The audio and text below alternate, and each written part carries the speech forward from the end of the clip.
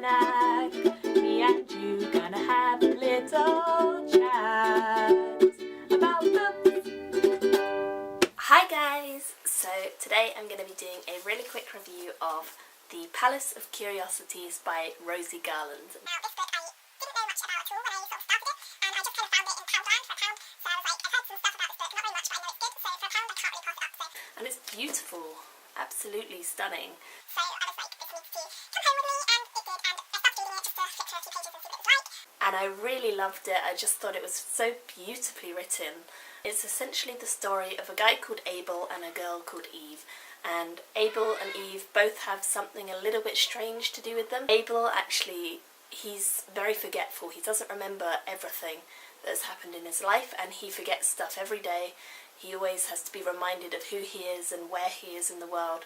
And this kind of becomes explained as you go through the book, and you learn about his life from the memories of other people around him, which is really interesting and really exciting because, yeah, it's kind of like on a journey with him.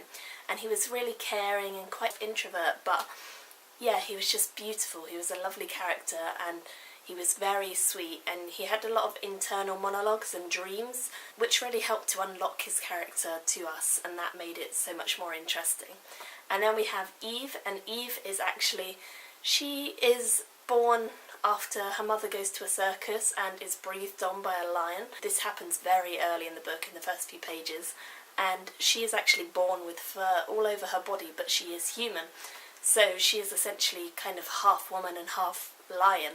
And she's really lovely. She just wants to be loved. Everyone in her life has always tried to hide her from the brutality of the world, and she doesn't want that anymore. She wants to be loved, and she wants to know a man's touch, and she finally finds a guy who she thinks that she can have this with. But it might not be the right guy. She might have launched in too early. We're not sure.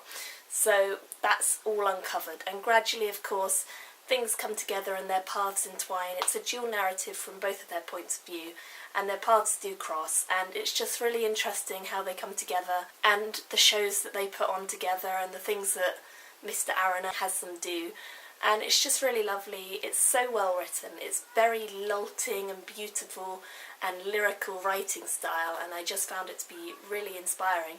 I would say that this is definitely a good book to read if you like sort of mystical elements and peculiarities, because it's definitely interesting and it's a bit of a twist on the norm.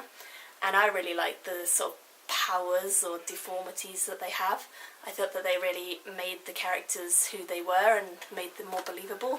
So I really enjoyed it. I thought it was a really good read. The only reason I didn't give it a 5 out of 5 stars is because it didn't make me cry. It wasn't a massively emotional book, but the writing style was just really enjoyable and really engaging. And I would certainly advise you to read this if you're trying to get from YA into adult, because I would consider this adult fiction, but it's a very easy transition into it because the writing style is easy to understand and follow, and there is romance and there are mystical elements which often happen in YA, but it's done in a more mature style, which just makes it more interesting and more intriguing. So I would highly recommend this. I ended up giving it 4 out of 5 stars. Loved it. So thank you guys for watching, and I will see you all again soon. Bye! Me and you gonna have a little chat.